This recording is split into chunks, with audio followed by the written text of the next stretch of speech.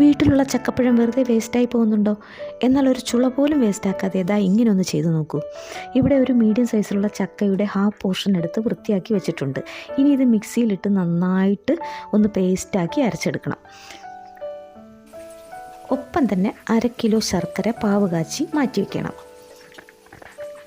അതിനുശേഷം നല്ല ചുവട് കട്ടിയുള്ളൊരു കടായി സ്റ്റൗവിൽ വെച്ച് ചൂടാവുമ്പോൾ ഈ അരച്ചു വെച്ച ചക്കപ്പഴ മിക്സ് അതിലേക്ക് ഒഴിച്ചു കൊടുക്കണം. അതൊന്ന് നന്നായിട്ട് ഇളക്കി കൊടുക്കണം. ഈ കൂട്ടൊന്ന് നന്നായിട്ട് ഇളക്കി ചൂടായി വരുമ്പോൾ അതിനകത്തേക്ക് 1 ടേബിൾ സ്പൂൺ നെയ്യ് ഒഴിച്ച് വീണ്ടും ഒന്നുകൂടി ഇളക്കി കൊടുക്കണം. അങ്ങനെ 10 മിനിറ്റ് വീതം കൂടുമ്പോൾ 3 ഘട്ടങ്ങളിലായി 3 ടേബിൾ സ്പൂൺ നെയ്യാണ് ഞാൻ ഒഴിച്ചു കൊടുത്തിട്ടുള്ളത്. 3-4 ടേബിൾ സ്പൂൺ നെയ്യ് നമുക്ക് ഉപയോഗിക്കാം. ഇനി നമ്മളിതിലേക്ക് ചെയ്യേണ്ടത് ശർക്കര അരിച്ച് ഇതിനകത്തേക്ക് ഒഴിച്ച് നന്നായി ഇളക്കി കൊടുക്കണം. ഇത് കുറുകി വരാൻ ഏകദേശം 45 മിനിറ്റ് എടുക്കും. ഞാൻ ചെയ്തപ്പോൾ ഇത് 45 മിനിറ്റാണ് എടുത്തിട്ടുള്ളത്. ക്വാണ്ടിറ്റി കൂടുതലുണ്ടെങ്കിൽ അതിൽ കൂടുതൽ ടൈം എടുക്കും. ഇതിങ്ങനെ ചെയ്യാൻ തുടങ്ങിയിട്ട് ഏതാണ്ട് 20 മിനിറ്റ് ആയിട്ടുണ്ട്. അപ്പോൾ നന്നായി കട്ടിയായിട്ട് കുറുകി വരുന്നവരെ നമ്മളിങ്ങനെ ഇളക്കിക്കൊണ്ടേയിരിക്കുക. കുറുകി മൂത്ത് വരുമ്പോഴത്തേക്കും കളറൊക്കെ ചേഞ്ച് ചെയ്ത് വരും.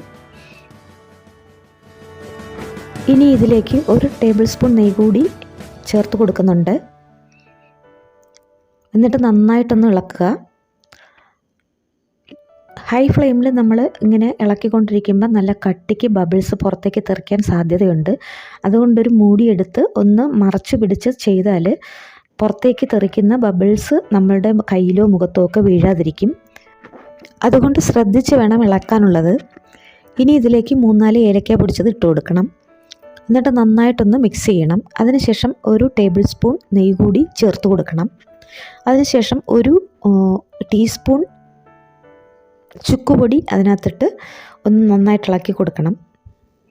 ഫൈനലി ഇതിലേക്ക്